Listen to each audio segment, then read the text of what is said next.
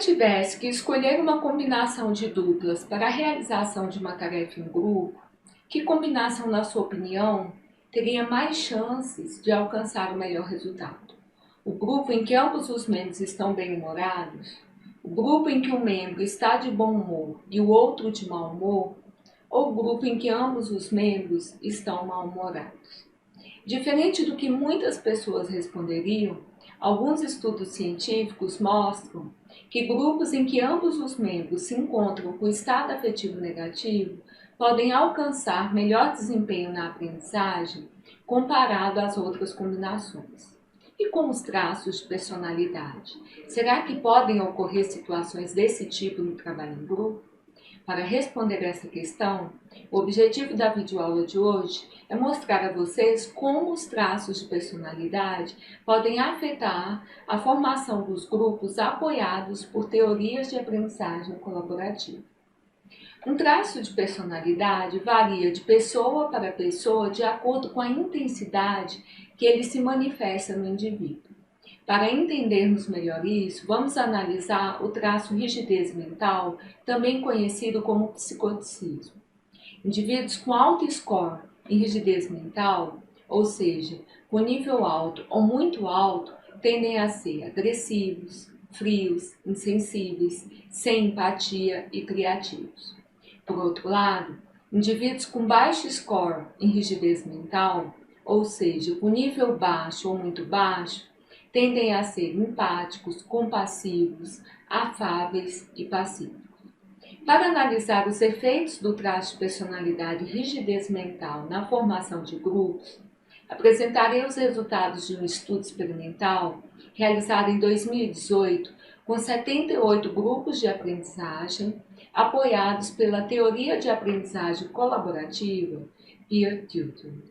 Para realizar essa investigação, foi necessário definir dois conjuntos de medidas, uma que representasse o traço de personalidade do grupo e outra que avaliasse o aprendizado do grupo.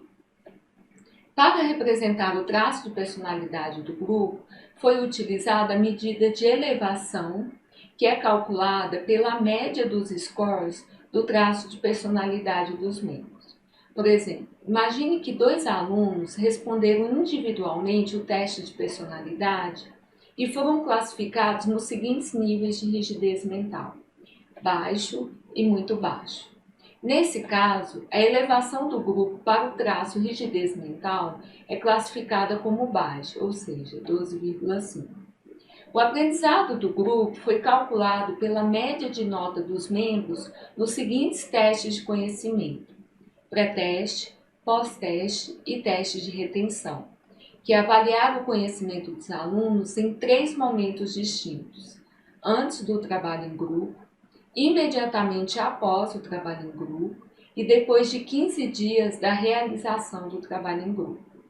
Além disso, foi utilizado também o conhecimento retido, que foi calculado pela diferença entre a média da nota do grupo no teste de retenção e pré-teste.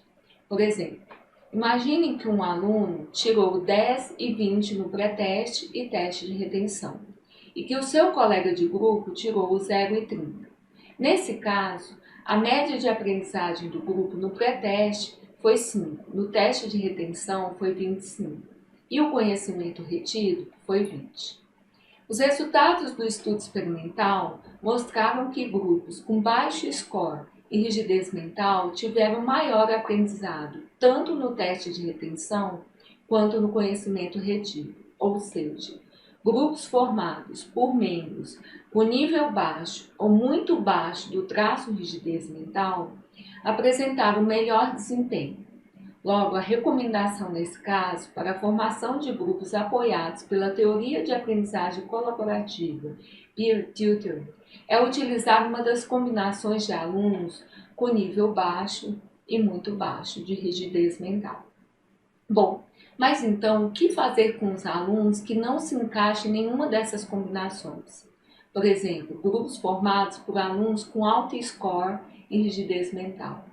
Nesse caso, deve-se estabelecer estratégias para evitar os problemas de comportamento ocasionados pelas características de falta de empatia e agressividade dos alunos com alto score no traço rigidez mental.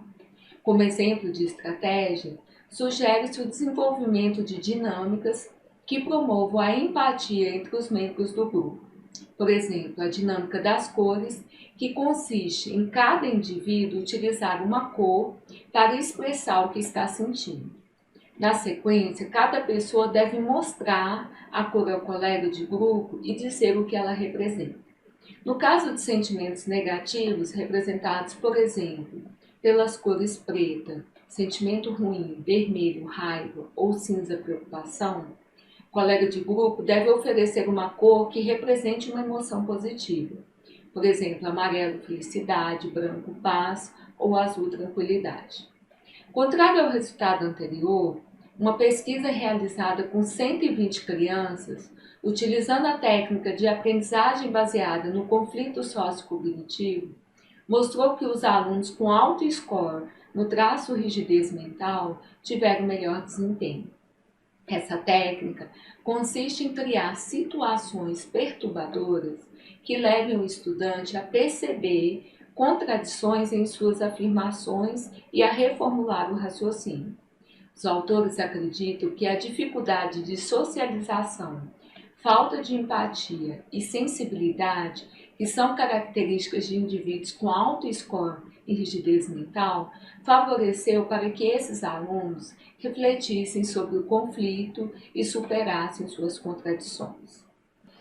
Bom, pessoal, conforme vocês podem observar, não existe uma regra de combinações para os traços de personalidade que possam ser aplicadas nas diversas situações de trabalho em grupo.